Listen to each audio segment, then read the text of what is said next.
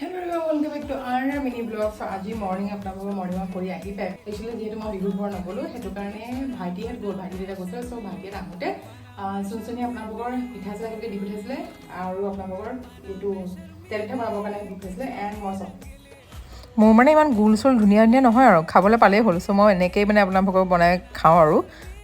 দিব নোৱাৰি আৰু ইমানখিনি দিওঁ আৰু কিবাকিবি পিঠা দিছিলে দেই